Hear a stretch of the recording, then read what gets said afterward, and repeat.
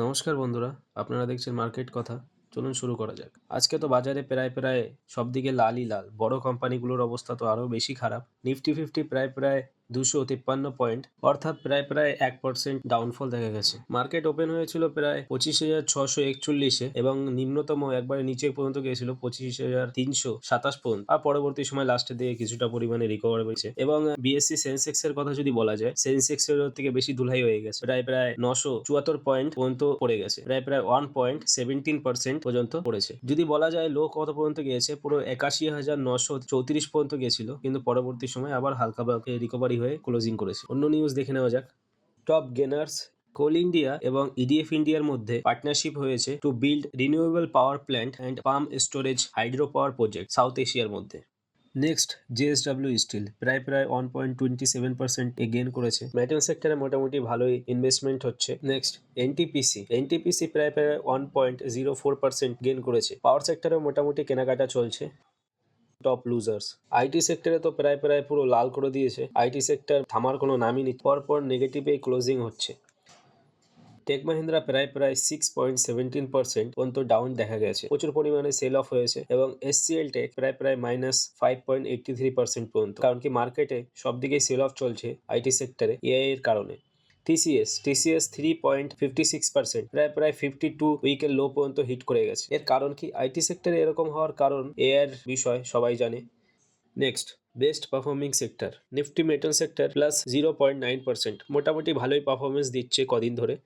Worst performing sector হচ্ছে Nifty IT. তার IT sector প্রায় -4.7% পর্যন্ত পড়ে গেছে। আইটি সেক্টরে এরকম হওয়ার কারণ কি? আইটি সেক্টরে এরকম হওয়ার কারণ হচ্ছে এআই। ইউএস মার্কেটে সেম প্যাটার্ন ফলো করছে, কারণ কি ওখানেও এআই এর জন্য কিছু আইটি সেক্টরের স্টক ওখানেও পড়ছে। অ্যান্থ্রোপিক অনেক ধরনের নতুন টুলও নিয়ে এসেছে, যেগুলো এখন মার্কেটে ছেড়ে দিয়েছে। সেগুলো কোডিং রিলেটেড সফটওয়্যার মেকিং খুব ইজি করে দিয়েছে, যার জন্য এরকম দেখা যাচ্ছে।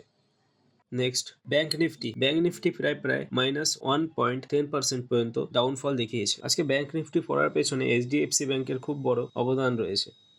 নেক্সট, নিফটি অটো প্রায় -0.45% পর্যন্ত ডাউনফল দেখা গেছে।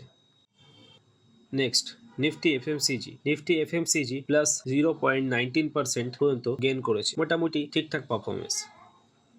নিফটি ফার্মা 0.25%, ফার্মা সেক্টর মোটামুটি ভাবে চলছে। এইচজি ইনফ্রা NHAI-L1 বিড সিকিউর করেছে প্রায় 1,582 কোটি টাকার হাইওয়ে প্রজেক্ট, যেটা উড়িষ্যার মধ্যে তৈরি হবে। নেক্সট, কোটেক মহিন্দ্রা ব্যাংক আজকে কেন নিউজে এসেছে না, ব্লক ডিল হয়েছে খুব বড় 6,256 কোটি টাকার প্রায় 1.62% স্টেক সেল করা হয়েছে জাপানের সুমিতোমো মিৎসুইর কাছে।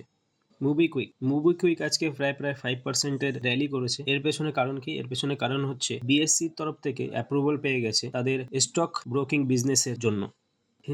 হিন্ডাকলের যে সাবসিডিয়ারি নোবেলস, সে সাইন করেছে এগ্রিমেন্ট সেল করার জন্য 13 লাখ শেয়ার প্রায় 200 মিলিয়নে। আজকের কিছু important stock news. FII foreign institution investor এবং ডিআইআই ডোমেস্টিক ইনস্টিটিউশন ইনভেস্টরদের ডেটা কিরকম। এফআইআই আজকে সেল করেছে প্রায় -3,529 crore নেট সেল করেছে এবং ডিআইআই নেট বাই করেছে প্রায় 3,030 crore নেট বাই করেছে। ইনস্টিটিউশনদের সেন্টিমেন্ট প্রায় আজকে নেগেটিভই দেখা যাচ্ছে, তারা একবার কিনছে, তারা একবার সেল করছে, এই চলছে মোটামুটি। গ্লোবাল মার্কেট কিরকম পারফর্ম করছে দেখে নেওয়া যাক। ডো জোন্স এভারেজ কত চলছে না, মোটামুটি 0.87% আজকে জাম্প দেখা যাচ্ছে। দেখা যাক ক্লোজিং কিভাবে হয়। এবং ন্যাসড্যাক 0.97% জাম্প দেখা যাচ্ছে। আজকে মোটামুটি ভালোই পারফরমেন্স দিচ্ছে। Global market indicators, crude oil কত প্রায় 71.06 পার ব্যারেল এবং গোল্ড এমসিএক্স এ কত চলছে 1,60,565 পার গ্রাম। স্পুটে কত চলছে মানে ডলারে 5,150.38 পার ওজন। আজকের ভিডিওটি এই পর্যন্তই। মা লক্ষ্মীর কৃপা সবার জীবনে বর্ষিত হোক।